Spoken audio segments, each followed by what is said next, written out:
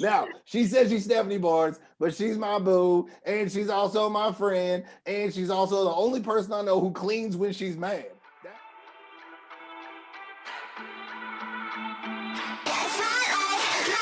Tell the world, what when you hear the word cleanliness, what do you think about? Where does your mind go? So initially, right, you think of cleanliness and you're thinking of like no germs, no clutter, like, just healthy. But when I think of cleanliness, I think of a place of peace, because that's what cleanliness brings me, physically, mentally, spiritually. So that's cleanliness for me. Ooh, that's deep. Ooh, a place of peace. Check you. Listen, when I think about cleanliness, I think about my mom who used to tell me that I had a dirty mouth. She wanted to wash my mouth out. I got a dirty mouth. I run an organization called Speak Love, right? So in my mouth, I need to be saying clean words. Do you feel what I'm saying? And I feel like cleanliness is something that's super hard to obtain because I really don't know what it is. I know what it's not, but I don't know what it is.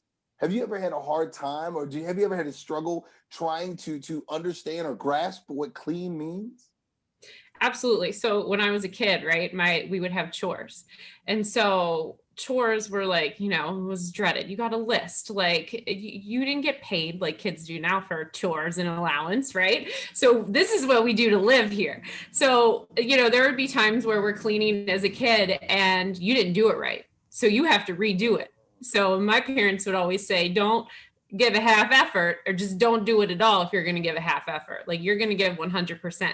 So cleaning things and learning that as a kid, but also it taught me discipline. So now that I'm older, like I have more discipline with being clean, and teaching my daughter how to, clean things, but not only clean things, but be organized, like organized in your life with work and in your home life. I call it organized chaos because there are places where I am not always the most clean person, like my room or my desk. Those are my places where I allow organized chaos to be free. And that's my own space for that. But could I stop you real quick? Yeah. So you were just talking about, your child, right? Like, was there a moment in time where you were like, hey, I gotta clean, because there's a child now, right? So like, I gotta clean this up, right? What did that look like for you? Where were you? What did that look like? And what were the steps that you've taken to make sure your child has the cleanest environment possible? Right. So to clean, you have to think, right? So you can learn a lot about yourself by cleaning, not necessarily just like, cleaning your house and dusting and vacuuming, but cleaning as in making sure your life is in order. So taking the steps, there were times in my life where I necessarily didn't make the right decisions or the best decisions, but I had people in my support system that helped me clean up my life, right? Like leading me the way, to help, attain those things. So let's clean up. My daughter's coming into this world. How can I provide the best things for her? What will be the best environment? What's the best schools and daycares that I can take her to? But just thinking about long-term future goals. And then speaking of order, right? So you got a mom, I got a mom too, right? And then now you have a kid. Like how do you find yourself in that, like in that order? Like how do you keep it clean? Your identity over here and your identity over there. And then also like you're in a relationship and you're also got a work life. Like how do you keep it clean, especially now during COVID? Right? Like so you brought up the moms, and sometimes I'm like, oh my gosh, I'm becoming my mother. Not that that's a bad thing. I love you, mom. I love you. But it's just definitely so, like I said before, it's discipline, but also like back to the whole cleaning, you have to think. So like for example, if I clean my closet, I'm thinking of, I'm a visual person and I've learned things about myself through cleaning. So I'm cleaning my closet, I organize my clothes in a visual way, through the color spectrum, and they're organized. I'm a visual person.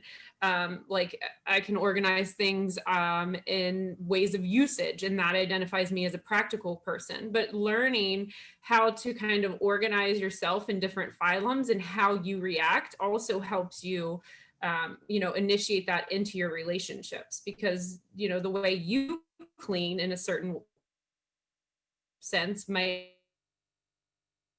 not be another way that somebody else cleans or views their life, the messiest person, or not pick up after yourself. But you get to learn how to have those communications and relationships based on our habits and learning about each other. Yeah, man, let me tell you, I was just thinking, like, when I was a young kid in church, I wanted to clean up my life because I knew my little brother and all of his friends looked up to me, right? And I was trying to find an identity that I could actually rock in church and then on the football field. Like, I wanted to know who I was so I can have this clean image, not just for the times where I'm going to be in the paper or on stage, but also the times where I'm in the house and no one sees me, you know, and I'm in my dark places, you know. And it was so hard to find this place where I could be cleanly me all the time. And my question is for you, like, was such a raising a young woman, right?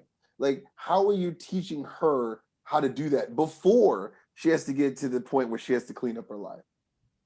Right. So I think operating under the idea of cleanliness can bring you light.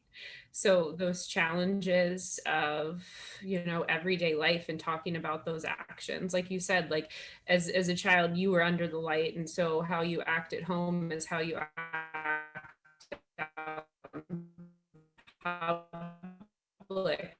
And a lot of times as a kid, you don't really realize until you get there and you reflect back and you're like, oh no. I mean, even as adults, we do that, right? We're like, oh, drop the ball on that one. Whoops. Right. So just guiding her and letting her know, you know, like these are my failures. And this is how I want to help you. I want to share these things with you so you can grow into a cleanly routine or, you know, into the light and not have these dark situations that loom upon you. But let's talk about them when they do. So here's my last question for you. In this whole clean concept, have you obtained it?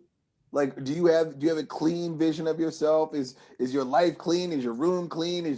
I mean, have you obtained the cleanliness that you want? Absolutely not. That's an everyday journey.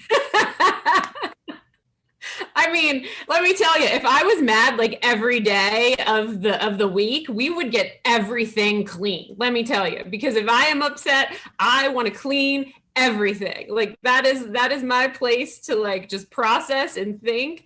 But you know, I don't want to stay mad. So we have those moments where we get to decompress, but I want to be happy. I want to have fun. But you know, I'm not going to perfect it. It's an ongoing process of organization and growing and learning new things about myself, learning new things about others. So we're going to constantly be cleaning. I bet you're so excited about that. Like, it's just like, this is such a great idea. Let's clean everything.